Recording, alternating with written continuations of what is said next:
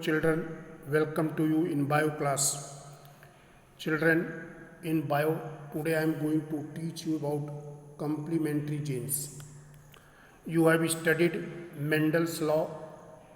According to Mendel, each character is determined by a single gene, and when there is change in gene, there must be modification in the character.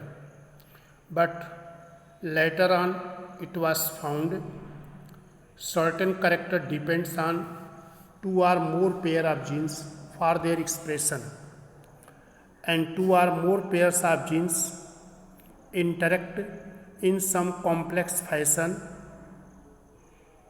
Then they are producing the traits, they are expressing the traits.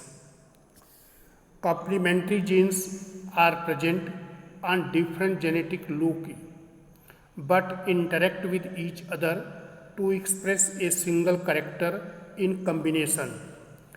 That is, they both together produce a particular phenotypic traits in an individual.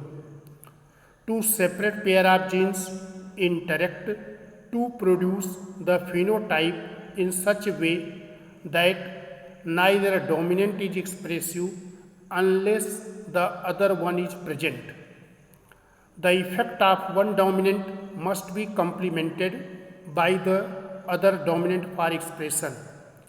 The dominant phenotype is expressed only when dominant genes of both pairs are present. It was studied by W. Watson and R. C. Punnett.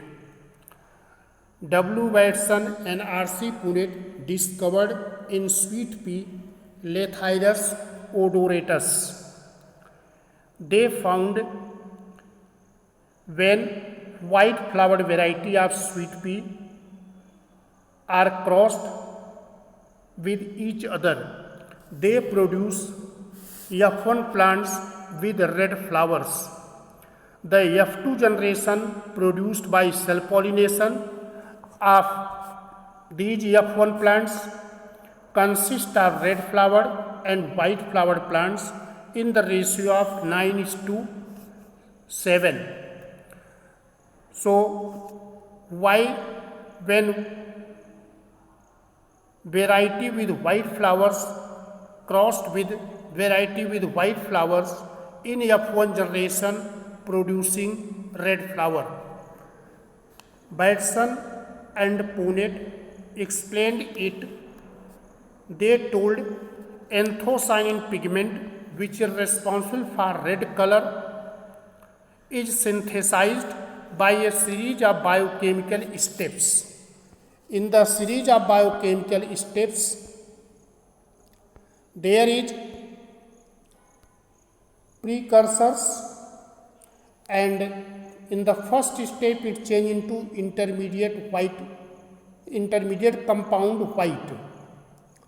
In the second step, this intermediate white compound is changed into intermediate compound Y, that is also white, but this is controlled by enzyme 1, and enzyme 1 is controlled by gene C. Intermediate compound Y in the next step change into anthocyanin, that is the red color, and this reaction is controlled by enzyme 2, and enzyme 2 is controlled by gene P.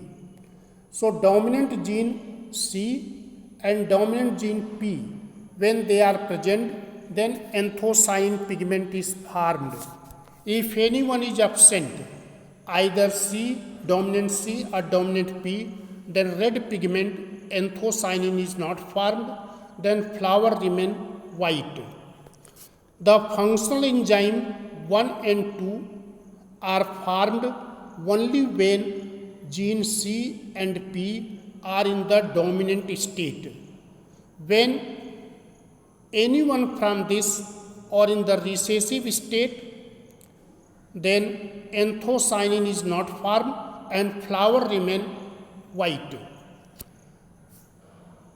So when there is a cross between variety with white flower and variety with white flower, the genotype of variety with white flower is capital C, small p. It means gene C dominant is present, but gene P recessive forms. And in other one, dominant recessive gene C present small c, and small p, capital P. It means in the one parent dominant gene C and recessive gene P. In other parent recessive gene C and dominant P present. Therefore, these parents are with white flower.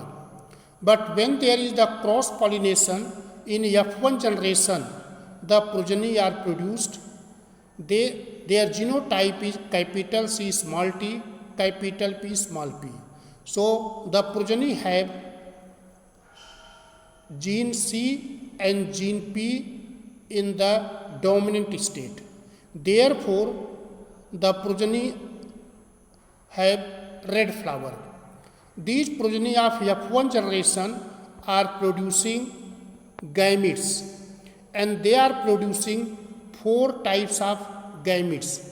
Capital C, their genotype of gametes are, alleles of gametes are capital C, capital P, capital C, small c, capital P, and small c, small p.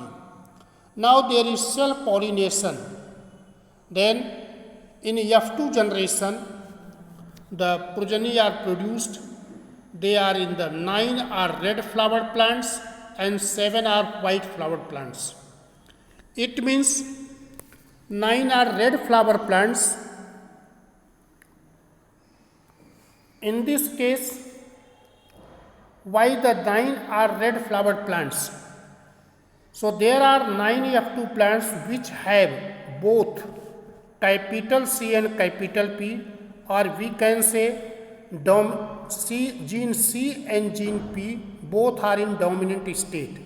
Therefore, the color of the flower is red, and 7 have either C or P alone, and the color of the flower is white. Therefore, ratio in F2 generation is 9:7 instead of 9:3:3:1.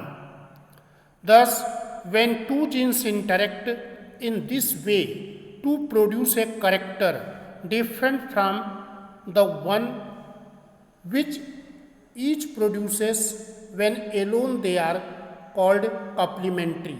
So here gene C and gene P, they are interacting, and then they are producing the character, that is the color of the flower.